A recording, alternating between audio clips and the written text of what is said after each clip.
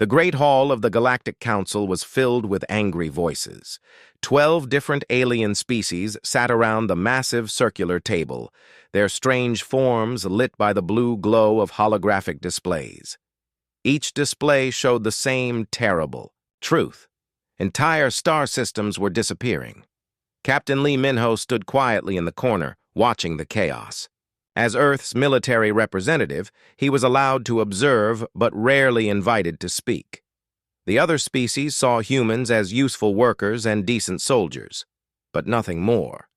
They had been part of the Council for 300 years, yet still treated like children. "The Void Swarm has taken another system," announced Counselor Vexithara, her 6 arms gesturing at the displays. The Zelthian was tall and proud, with silver skin that gleamed under the lights. "The Kepler sector is completely gone. 3 billion souls consumed in less than a week." The other counselors made sounds of distress in their various languages. The bug-like Hivetar clicked their mandibles nervously. The crystal beings of Shardhai hummed in low, worried tones.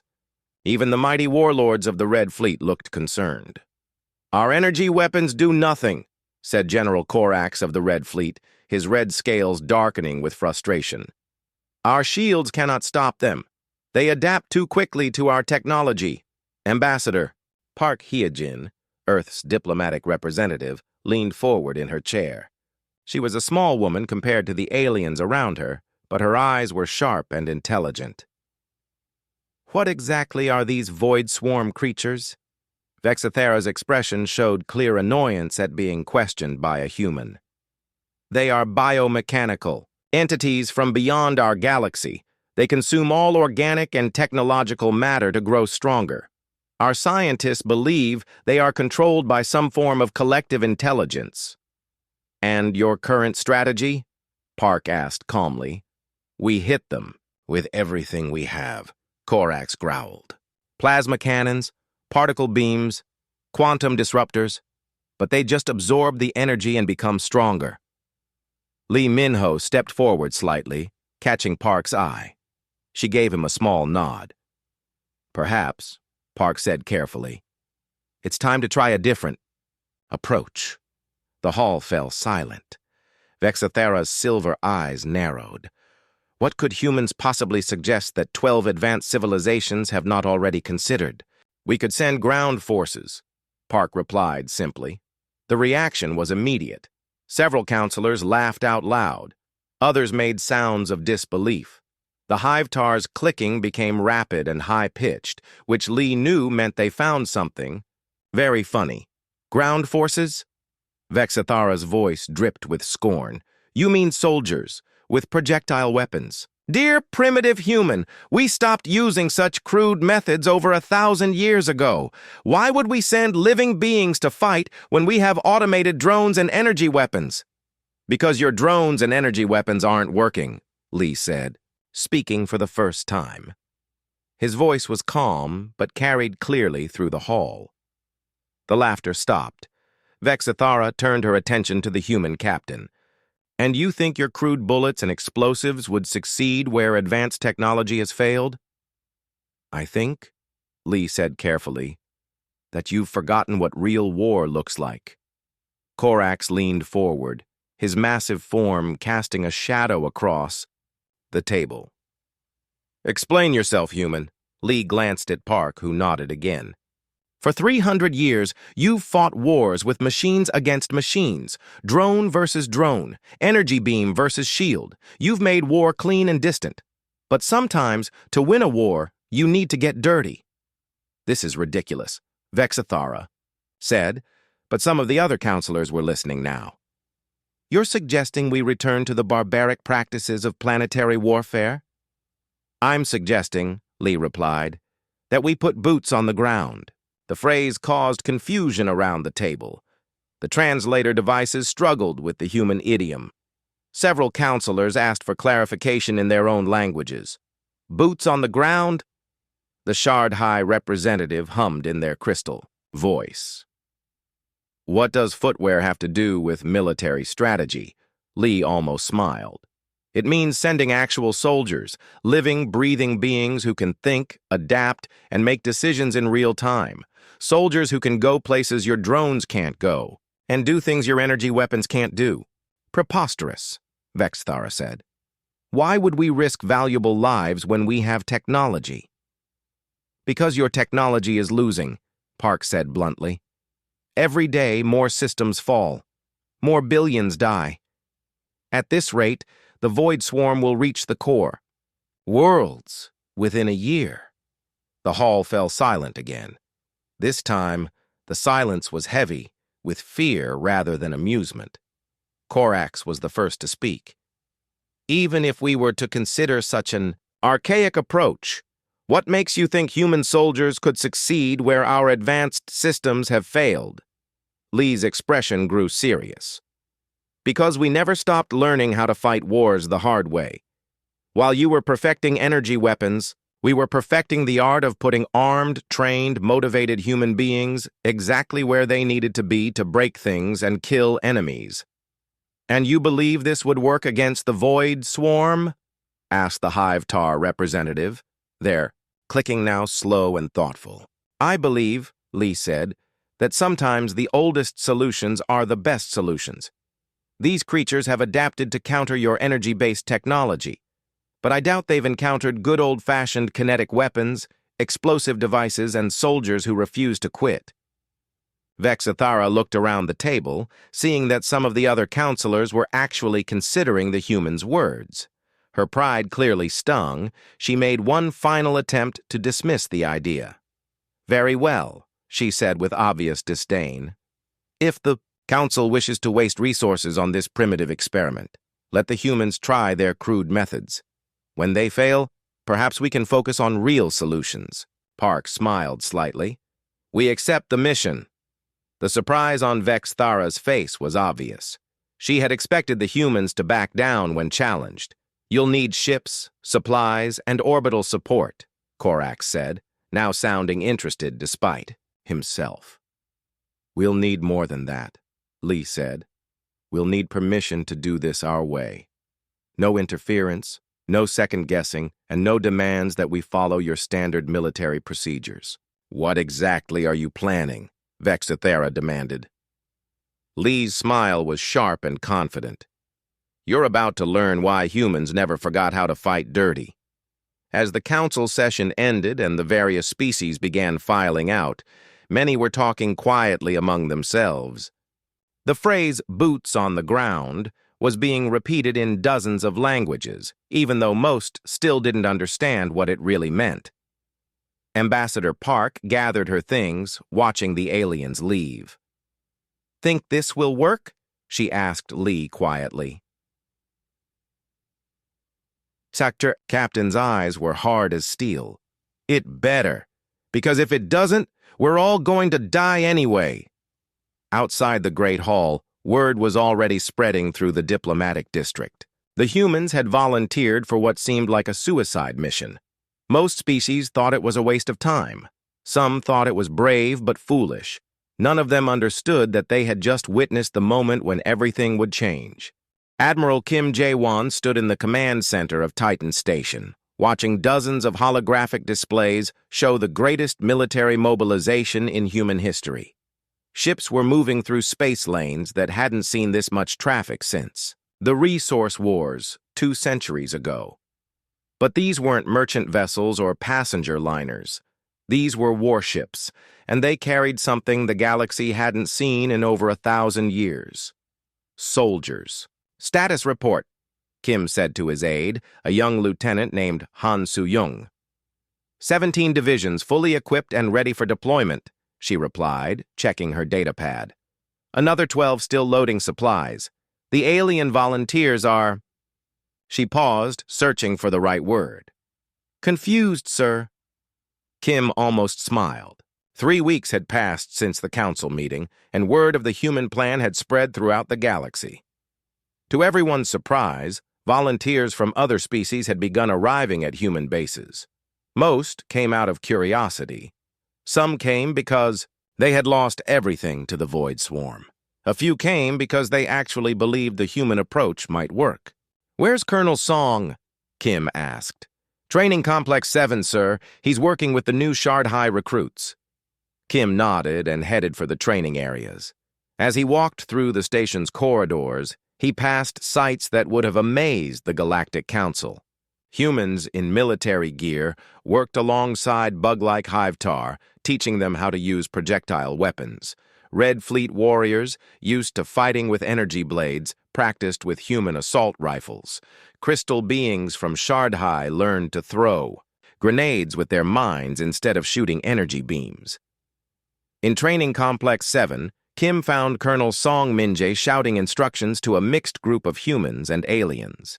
The scene would have been comical if it wasn't so important. "No, no, no!" Song was yelling at a 7-foot-tall Hivetar warrior. "You don't charge straight at the enemy. That's what cover is for. Get behind something solid and shoot from there." The insect warrior clicked rapidly, which the translator rendered as confused protests. "But energy weapons cannot penetrate my natural armor. Why would I hide?" "Because bullets can," Song replied. "And explosions, and a dozen other things that will kill you just as dead as any energy beam." Kim watched as Song demonstrated the concept of suppressive fire, having human soldiers shoot over the heads of alien recruits to keep imaginary enemies pinned down. The aliens were fascinated, but clearly struggling with concepts that went against everything they knew about warfare. "Sir," Song said, noticing Kim's arrival, "we've got problems." "What kind of problems?" Song gestured to the mixed group of trainees. "They think like machines, sir. For 1,000 years, their wars have been fought by computers and drones. Point, shoot, either you win or you don't. They don't understand tactics, strategy, or adaptation." Kim nodded. He'd seen the reports from other training sites. "What about the volunteers who've actually seen combat?" "Worse, in some ways. The Red Fleet warriors want to charge everything. The Zelthian nobles think they're too important to crawl through mud, and the Shard High keep trying to solve everything with technology." "But," Song's expression brightened slightly, "but some of them are learning fast, really fast. There's a Hivetar named Crix who's picked up small unit tactics like he was born to it. And some of the younger Red Fleet soldiers are starting to understand why we use cover and concealment." "Good. How long until they're ready?" "For what we're planning? Maybe never. But for what we need them to do? Another week, if we push hard." Kim looked at the mixed groups of humans and aliens training together. In one corner, human instructors were teaching Zelthian volunteers how to dig fighting positions. In another, a Red Fleet warrior was learning to use a human sniper rifle, his natural strength letting him handle the heavy weapon with ease. "What's the latest from Dr. Choi's lab?" Kim asked. Song's expression grew more serious. "You need to see it for yourself." "Sir?" They walked to the research section, where Dr. Choi Unji had been studying captured void swarm specimens for 3 weeks. The lab was heavily secured and surrounded by multiple layers of shielding, both technological and physical. Dr. Choi looked exhausted when they found her, but her eyes were bright with discovery. "Admiral, perfect timing. I think I know why weapons aren't working." She led them to a containment unit holding what looked like a piece of living metal. It moved slowly like liquid mercury, but with obvious purpose.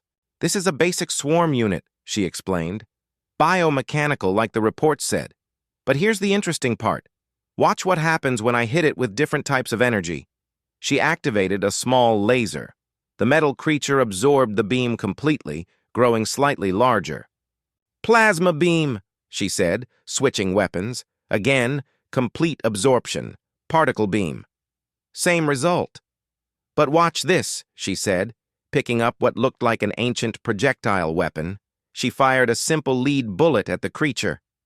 The bullet punched straight through, leaving a hole that leaked strange fluid. The creature writhed in what looked like pain. "Kinetic weapons work," Kim breathed. "More than that," Dr. Choi said excitedly. "They're actually vulnerable to them. The biomechanical nature that lets them absorb energy makes them soft against physical impact. And look at this." She activated a small electromagnetic pulse device. The creature convulsed and stopped moving entirely. EMP weapons shut them down. Completely, at least temporarily. Admiral, these things have never encountered anything like human military doctrine. They've adapted to counter-energy weapons, shields, and drones, but bullets, explosives, electromagnetic warfare? They're completely unprepared. Kim felt a grin spreading across his face. So our primitive weapons are exactly what we need. There's more, Dr. Choi continued. They seem to communicate through some kind of biological network. Disrupt that network with the right kind of interference, and individual units become confused and disorganized. Like jamming communications, Song said with understanding. Exactly. But it gets better. I think their collective intelligence is their weakness. They adapt as a group, which makes them strong against known threats, but it also makes them predictable. If we can stay unpredictable, we can stay ahead of their adaptation cycle, Kim finished. In the weeks that followed, human military bases across the galaxy became beehives of activity.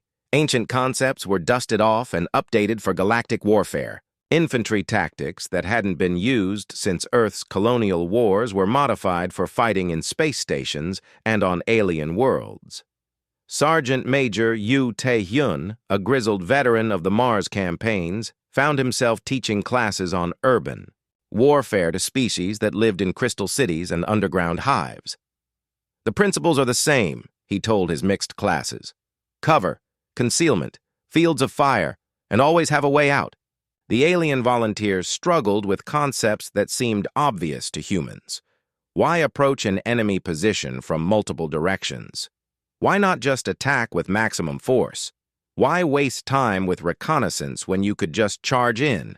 But, slowly, they began to understand. The Hivetar, with their natural ability to communicate silently, became excellent at coordinated attacks. The Red Fleet warriors, once they accepted the need for tactics, proved to have incredible courage and determination. The Shardhai, despite their technology obsession, could calculate firing angles and blast patterns with mathematical precision. Most importantly, they began to trust each other.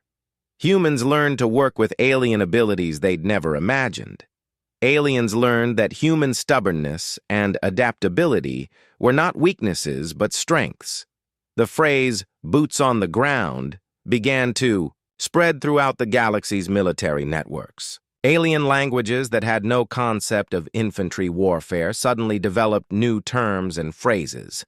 Military suppliers who hadn't manufactured physical weapons in centuries found themselves overwhelmed with orders for bullets, explosives, and armor. Admiral. Kim stood again in his command center, but now the displays showed something different. Instead of scattered individual ships, he was looking at the largest combined military force in galactic history. Humans and aliens training together, planning together, preparing to fight together. Sir, Lieutenant Han said, approaching with new orders. The Council has approved our first operation. The Void Swarm has established a beachhead on Kepler 442b. They want us to retake it. Kim looked at the tactical display. The planet was heavily infested, with swarm creatures covering most of the surface. Every previous attempt to retake it had failed. Tell Colonel Song to prep his units, Kim said. It's time to show the galaxy what boots on the ground really means. As the orders went out, thousands of soldiers began final preparations. They checked weapons that fired bullets instead of energy beams. They loaded explosives instead of plasma charges. They prepared for something the galaxy hadn't seen in a millennium, ground war. The transport ships dropped out of hyperspace above Kepler 442b like dark clouds gathering before a storm. Colonel Song Min-jae stood on the bridge of the lead vessel, watching the planet grow larger on the screens. What had once been a beautiful world of blue oceans and green continents now looked like a cancer patient. Patches of sickly gray spread across the surface where the void swarm had taken root. Orbital bombardment is ready, sir, reported Captain Oh Seung-hwan from the weapons station. We can begin the attack run in 30 minutes. Song nodded, but his attention was focused on the tactical displays. Every previous attempt to retake this planet had followed the same pattern. Energy weapons fired from orbit, followed by drone attacks, followed by retreat when the swarm adapted and counterattacked. This time would be different. Target the A. Landing zones with kinetic bombardment first, Song ordered. I want those swarm nests broken up before we go down. Kinetic bombardment, sir? Oh sounded confused. Not plasma or particle beams? Metal rods, Captain. Big, heavy metal rods dropped. From orbit. Let physics do the work. The first barrage was unlike anything the galaxy had seen in centuries. Instead of bright energy beams, simple tungsten rods fell from space like spears thrown by an angry god. They struck the planet's surface with the force of nuclear weapons, but without radiation or heat that the swarm could absorb. Just pure, destructive kinetic energy. The effect was immediate and devastating. Swarm nests that had absorbed countless energy attacks were simply crushed under tons of metal, moving at incredible speed. The creatures that survived were scattered and disorganized. Drop ships launching, Song announced over the communication system. Remember your training. Stay together, watch your sectors, and trust your equipment. Lieutenant Han Soo-young checked. Her gear one final time as her dropship began its descent. Around her, a mixed squad of humans and aliens did the same. Private Kang Dong-yun, barely 20 years old, was trying to hide his nervousness. Next to him sat Crix, the Hive-Tar warrior who had shown such promise in training. The insect's mandibles clicked softly, a sign of concentration, not fear. 2 minutes to touchdown, announced the pilot. Remember, folks, we're making history today. The dropship shook as it entered the atmosphere, and shook harder when swarm flyers began attacking it. But these weren't the energy weapons the creatures were used to facing. The ship's defensive guns fired streams of depleted uranium bullets that punched through the biomechanical flyers like paper. They're not adapting fast enough, Crix observed, his translator rendering his clicks into excited words. They keep trying to absorb projectiles like energy beams. That's the idea, Han replied, checking her rifle. By the time they figure out how to counter bullets, we'll be using something else. The landing was rough but successful. Han's squad hit the ground running, literally. Human military doctrine emphasized speed and aggression in the opening moments of any assault.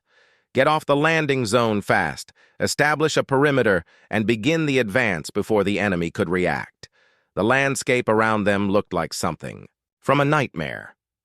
What had been forests were now twisted metal trees that pulsed with sickly light. The ground itself seemed alive, covered with biomechanical growth that tried to reach for the soldiers' feet. Flamethrowers to the front, Han ordered. Burn a path through this mess. The swarm's biomechanical nature, so effective against energy weapons, proved to be a weakness against fire and chemicals. The twisted growths writhed and died as human. Flamethrowers carved a path forward. Contact front, shouted Kang as the first swarm warriors emerged from the corrupted landscape. They looked like nightmarish combinations of insects and machines, with energy weapons built into their bodies. But the weapons that had destroyed countless fleets and armies fired uselessly at soldiers who were already diving for cover. The swarm. Creatures had been programmed to fight enemies that stood still and traded energy blasts. They had no idea how to deal with enemies who hid behind rocks and trees and shot back with projectile weapons. Suppressive fire, Han yelled, and her mixed squad responded with a coordinated volley that would have made their human instructors proud. Bullets and electromagnetic pulses tore through the swarm line, dropping creatures that had never been hurt by conventional weapons. Crix moved with inhuman speed, his natural agility letting him flank the enemy positions while they were pinned down by human fire. His projectile weapon, designed for his insect anatomy, fired explosive rounds that punched through biomechanical armor like it was tissue paper. This is incredible, he chittered to Han as they advanced. They cannot adapt fast enough. They are confused, disorganized. Private Kang, his fear forgotten in the heat of battle, lobbed grenades into swarm positions with the casual skill of someone playing a sport. Each explosion sent biomechanical parts flying in all directions. Similar scenes were playing out across the planet as human-trained units hit the surface. The Void Swarm, masters of adaptation against energy weapons, found themselves facing tactics and weapons they had no experience with. Colonel Song monitored the battle from his command post, watching tactical displays that showed green arrows pushing into red zones. For the first time in the war against the Void Swarm, the arrows were pointing in the right direction. "Sir," reported his communications officer, "we're getting reports from all sectors. The swarm creatures are retreating to their central nests. They seem to be regrouping." "Good," Song replied. "Let them bunch up. It'll make them easier targets for the heavy weapons." The advance continued for 6 hours before the swarm began to adapt. The creatures started using cover, tried to coordinate their attacks, and even began using physical projectiles in addition to energy weapons. But their adaptations were crude and rushed, while the human-led forces had been training for this kind of warfare for months. "They're learning," observed Sergeant Major Yu Tae-hyun as his unit fought through a corrupted city. "But they're learning wrong. They're trying to copy our tactics without understanding why we use them." He was right. Swarm creatures would take cover, but in positions that offered no fields of fire. They would coordinate attacks, but with no understanding of timing or mutual support. They were like students copying answers they couldn't read.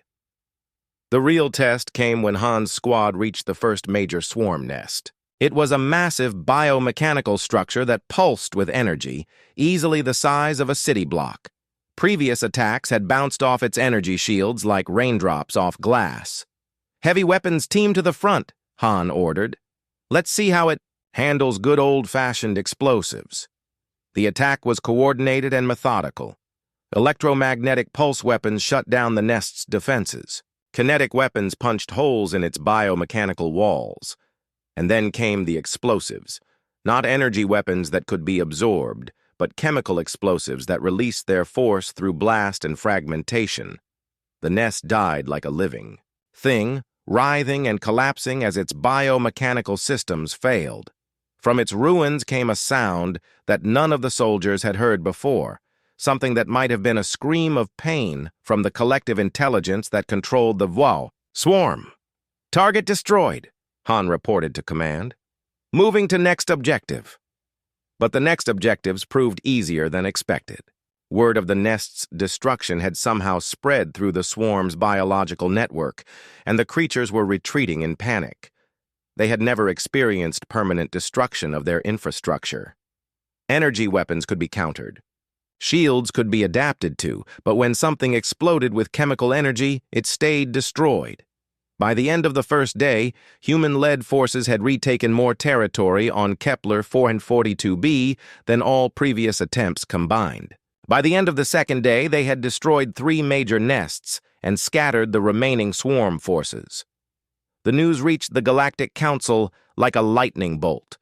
For the first time since the Void Swarm had appeared, a major infestation had been not just stopped, but destroyed. Counselor Vexathera stood in her private chambers, reading the battle reports with growing disbelief. The crude humans with their primitive weapons had succeeded where the combined might of 12 advanced civilizations had failed. "How is this possible?" she muttered to her aide. "The reports suggest that the swarm had never encountered kinetic weapons or chemical explosives," the aide replied carefully. "Their adaptations were focused entirely on energy-based attacks." Vexathera's silver skin darkened with what might have been embarrassment. "And the human tactics? Small unit coordination, combined arms warfare, and adaptive strategy. Concepts that our military databases classify as obsolete." On Kepler 442b, Colonel Song walked through the ruins of the largest swarm nest, his boots crunching on biomechanical debris. Around him, human and alien soldiers worked together to clear the area and establish a permanent base. "Sir," called Lieutenant Han as she approached. We're getting reports from the other sectors. The swarm is in full retreat. Some creatures are actually fleeing the planet entirely. Song nodded, but his expression was thoughtful. This was just the beginning. They'll adapt to our tactics eventually. We need to stay ahead of them. How do we do that, sir? Song smiled, looking out at the mixed units of humans and aliens working together. Same way we always have. We keep learning. 6 months after the victory on Kepler 442b, the galaxy had changed beyond recognition. General Bei Jiwan stood on the observation deck of the new Galactic Military Academy, watching mixed units of humans and aliens practice maneuvers that would have been impossible to imagine a year earlier. The academy itself was built on what used to be a luxury resort world, now converted into the largest military training facility in known space. Status report, Bei said to Major Lim Chae-young, who had become the academy's chief instructor. Remarkable progress, sir, Lim replied, consulting her datapad. We've trained over 2 million soldiers from 47 different species. Combat effectiveness has improved by 300% across all participating forces. Bei nodded, watching a group of Red Fleet warriors practice urban combat alongside human marines. The sight still amazed him. 6 months ago, those same Red Fleet soldiers would have considered such tactics beneath their honor. Now they move through the mock city with professional skill, using cover and coordinated fire to advance on their objectives. What about the new developments? Bei asked. The Iron Doctrine is working better than we hoped, Lim said with evident pride. Combining human tactical flexibility with alien physical advantages has created capabilities none of us expected. The Iron Doctrine had been Bei's innovation. A military philosophy that combined human ground warfare concepts with the unique abilities of different alien species. The results had been extraordinary.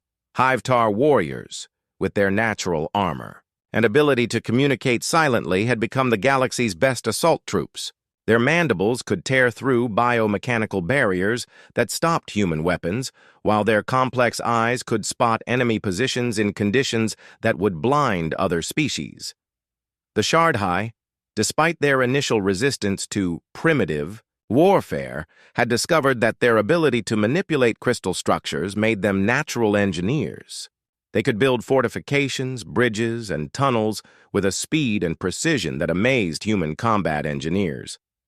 Red Fleet soldiers, once they accepted the need for tactics beyond charging, had proven to have incredible endurance and courage.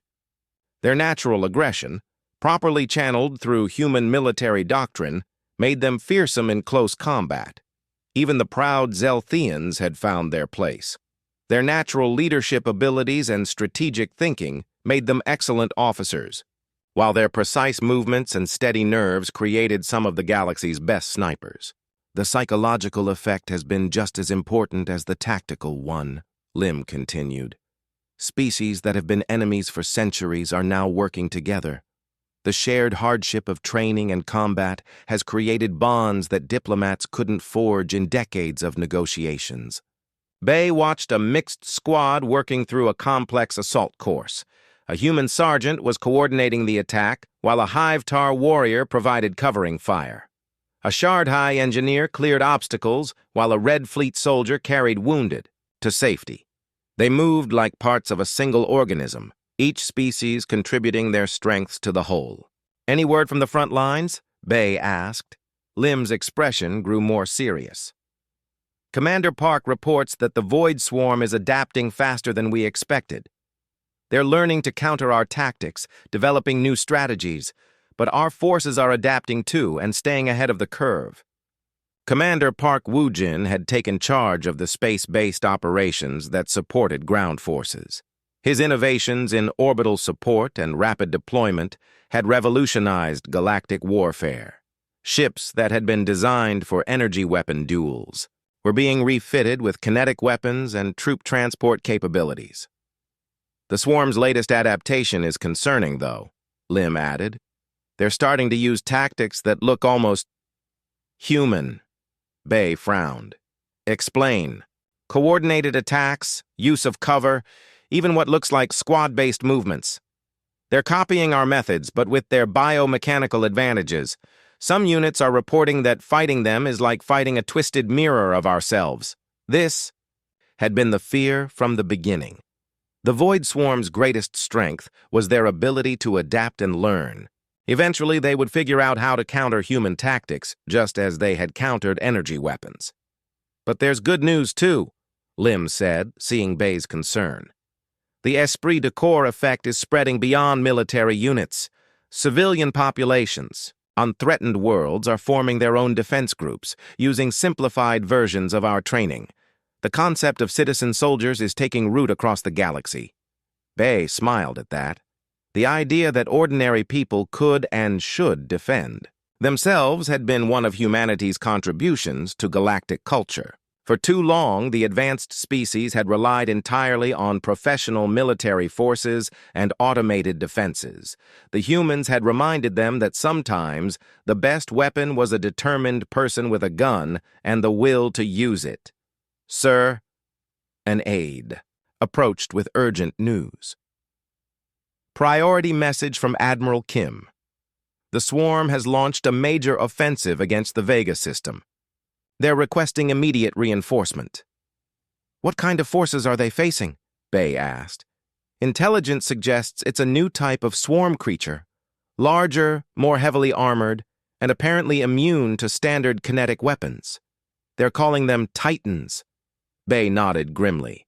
This was what they had been preparing for, the Swarm's response to human tactics. Alert all available units. I want every trained regiment ready for deployment within 6 hours. As the academy burst into activity, Bay reflected on how much had changed. A year ago, such a mobilization would have been impossible. The different species couldn't even agree on communication protocols, much less coordinate military operations. Now, mixed units from dozens of worlds were preparing to deploy together against a common enemy. The transport fleet that assembled over the Academy world was a sight that would have seemed impossible before the human innovations. Sleek Zelthian. Cruisers flew alongside blocky Red Fleet battleships. Hive-Tar swarm vessels moved in formation with crystalline shard-high carriers. And threading through them all were human ships. Smaller and less advanced than their alien counterparts, but carrying something more valuable than technology. They carried soldiers. The journey to the Vega system took 3 days, during which the mixed crews trained together and planned their assault. Human officers worked with alien commanders to develop tactics for fighting an enemy they had never seen. It was organized chaos, but it was working. When they arrived at Vega, the situation was worse than the reports had indicated. The swarms. Titans were massive biomechanical creatures, each one the size of a building. They absorbed kinetic impacts like sponges and regenerated damage faster than conventional weapons could inflict it. "How do we fight something like that?" asked Colonel Song, who had been promoted to lead the combined ground forces. "Same way we fight everything else," replied Corporal Shin Hyun-woo, now a veteran instructor. "We adapt." The solution came from an unexpected source. Dr. Choi Yoonji, who had been studying swarm biology since the beginning, noticed something important about the Titans' regeneration process. "They need time and energy to heal," she explained over the communication system. "If we can hit them faster than they can regenerate, we can overwhelm their repair systems." "How fast is fast enough?" Song asked. "Coordinated attack from multiple directions, with sustained fire for at least 30 seconds. No breaks, no pauses, just continuous damage until their biological systems collapse." It sounded impossible, but the mixed forces had been training for exactly this kind of challenge. Human tactical doctrine emphasized overwhelming firepower at the decisive point. Alien abilities provided that firepower in ways no single species could manage alone. The battle for Vega became a legend throughout the galaxy. Mixed units of humans and aliens fought Titans in running battles across 3 worlds. They used every innovation the war had produced: kinetic bombardment, electromagnetic warfare, chemical weapons, and close assault tactics that no species had attempted in centuries. The key breakthrough came when Sergeant Major Yu discovered that the Titan's armor had weak points where different biomechanical systems connected. Human precision weapons guided by Shard-High calculations and delivered by Red Fleet courage could punch through those weak points and disable entire sections of the creatures. "It's working," reported Lieutenant Han over the communication system. "Titan down in Sector 7! One by one, the massive creatures fell. Not to energy weapons or advanced technology, but to soldiers working together with weapons that fired bullets and exploded with chemical force. When the battle ended, the Vega system was secure. More importantly, the combined forces had proven they could adapt to new threats faster than the swarm could create them. Ambassador Park Hyejin, now elevated to senior counselor status, addressed the Galactic Council via hologram from the Academy. "World. 6 months ago, you dismissed human military doctrine as primitive," she said to the assembled aliens. "Today, that primitive doctrine has saved 3 star systems and trained 2 million soldiers from your own species. The question now is not whether our methods work, but how quickly we can expand them." Counselor Vexithara, her silver skin showing patterns of what humans had learned was embarrassment, spoke carefully. "The Council recognizes the effectiveness of human military innovations. The massive fleet hung in space like a dark constellation. Thousands of ships from every corner of the galaxy assembled for the final battle. Admiral Kim Jae-won stood on the bridge of his flagship, looking at displays that showed the largest combined military force in galactic history. Human vessels flew alongside alien warships in formations that would have been impossible 2 years earlier. "Final count, sir," reported his aide. 3 million soldiers from 58 species, supported by 15,000 ships and orbital platforms. Kim nodded, but his attention was focused on the enemy. The Void Swarm's home base hung before them like a metallic cancer, a construct the size of a small moon, bristling with biomechanical defenses and spawning smaller craft by the thousands. "Intelligence estimates?" Kim asked.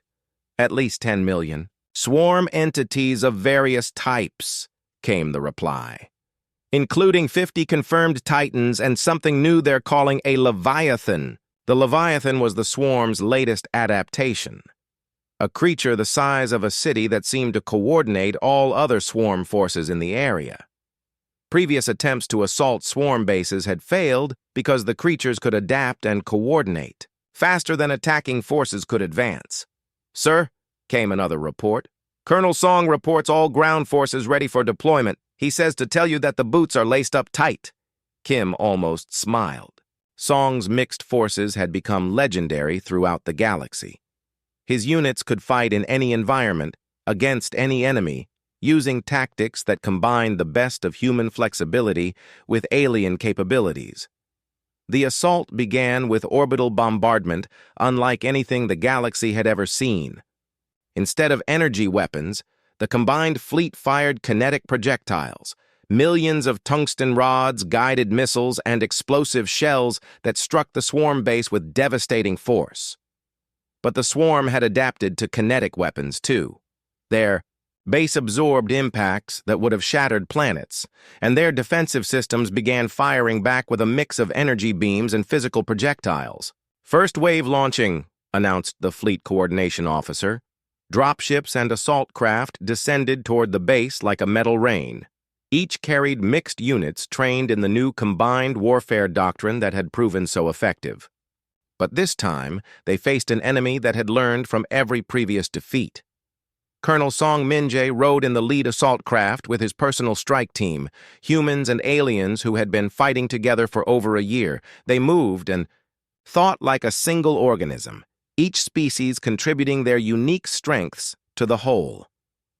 "Remember," Song announced over the communication system, "this thing learns from every attack. The moment we start repeating ourselves, we're dead. Stay flexible, stay unpredictable, and trust your training." The landing was a nightmare.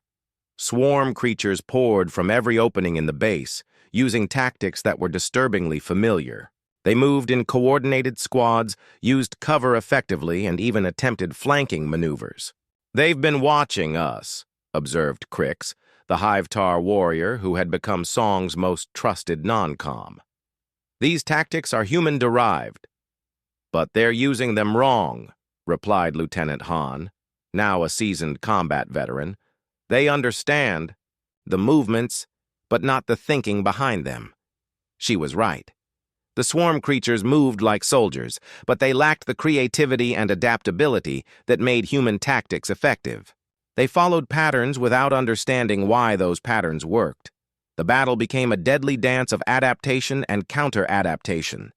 When the swarm used human-style cover tactics, the mixed units responded with alien innovations. Shard-high crystal barriers that could be shaped instantly. Hive-Tar tunneling attacks that bypassed surface defenses, Red Fleet berserker charges that broke enemy formations through sheer ferocity.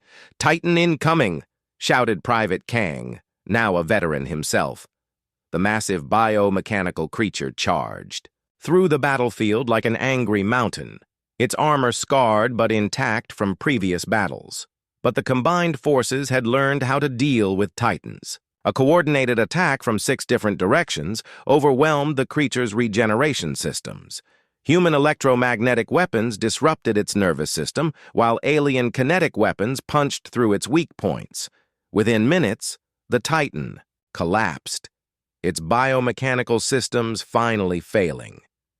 The real challenge came when they reached the base's interior. The corridors were a maze of biomechanical growth that pulsed with alien intelligence. Worse, the passages seemed to be changing, adapting to counter the attacker's advance. "Sir," reported Sergeant Major Yu over the radio, "the base is reconfiguring itself. Passages that were clear 5 minutes ago are now blocked. It's like fighting inside a living thing." "Because we are," replied Dr. Choi from the science team. "This entire structure is a single organism. It's not just defending itself, it's learning from every attack and reshaping itself to counter our tactics." Song made a decision that would have seemed insane by traditional military standards. "All units, abandon the corridors. We go through the walls." The mixed forces began using methods that no single species would have attempted. Red Fleet warriors used their natural strength to punch through biomechanical barriers, while Shard-high engineers weakened the structure with precisely placed crystal fractures. Human explosives expert blasted new passages, while Hive-Tar scouts found weak points in the base's structure. Instead of fighting the base on its terms, they rewrote the rules of engagement entirely. The breakthrough came when they reached the central core. The Leviathan was there, a creature that defied description, part biological brain and part mechanical computer, coordinating the entire swarm network across the galaxy. "That's it," Dr. Choi said over the communication system. "That's the intelligence controlling everything.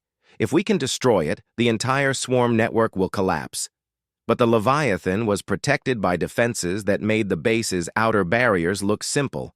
Energy shields that could turn aside any attack, repair systems that could fix damage faster than it could be inflicted, and thousands of smaller creatures that served as its immune system. The solution came from the most human concept of all: sacrifice. "I need volunteers for a suicide mission," Song announced. "We can't break through those defenses with conventional weapons, but if we can get inside them, we might be able to plant explosives at the creature's core." Every soldier in his command volunteered. Humans, Hive-Tar, Red Fleet, Shard-high, Zelthian, species that had been enemies for centuries now, stood ready to die together for victory. But Lieutenant Han had a better idea. "What if we don't try to break through the defenses? What if we make them irrelevant?" Her plan was brilliant in its simplicity. While one group of soldiers made an obvious frontal attack to draw the Leviathan's attention, another group would approach from an unexpected direction through the base's waste disposal systems. It was dirty, dangerous, and completely insane. It was also exactly the kind of creative thinking that made human tactics so effective. The infiltration team crawled through biomechanical waste tunnels that tried to digest them, fought through immune system responses that treated them like infections, and finally emerged inside the Leviathan's core chamber. "Explosives placed," Han reported. 30 seconds to detonation. All teams evacuate immediately. The explosion that followed wasn't just physical. When the Leviathan died, it sent a death scream through the swarm's biological network that could be felt across the galaxy. Every swarm creature suddenly stopped coordinating, stopped adapting, stopped thinking as part of a larger intelligence. For the first time since the war began, individual swarm creatures were truly alone. The cleanup took 3 days. Without their collective intelligence, the remaining swarm creatures fought like wild animals instead of coordinated soldiers. The mixed forces, now working together with perfect coordination, mopped them up with systematic efficiency. When it was over, Admiral Kim stood in the ruins of the swarm base, watching mixed units of humans and aliens work together to secure the area. The war wasn't completely over. Scattered swarm creatures still existed throughout the galaxy. But the major threat was ended. "Sir," Colonel Song approached with the final casualty reports. "Losses were heavy but acceptable. More. Importantly, we captured intact swarm biotechnology that should help us track down the remaining creatures." Kim nodded, but his thoughts were already moving beyond the immediate victory. The real question is what happens now. We've created the most effective military force in galactic history. What do we do with it? The answer came from Ambassador Park, now the first human Supreme Counselor in galactic history. Her address to the Council was broadcast throughout known space. 2 years ago, you dismissed human military doctrine as primitive, she said. Today, that doctrine has saved the galaxy. But the real victory isn't military, it's social. For the first time in galactic history, dozens of species have learned to work together not just in trade or diplomacy, but in life and death situations. She gestured to displays showing mixed units of humans and aliens working together on worlds throughout the galaxy. The phrase "boots on the ground" has become more than a military tactic. It represents the principle that sometimes, to solve a problem, you need to get personally involved. You need to commit yourself completely, risk everything, and work together with others who are doing the same.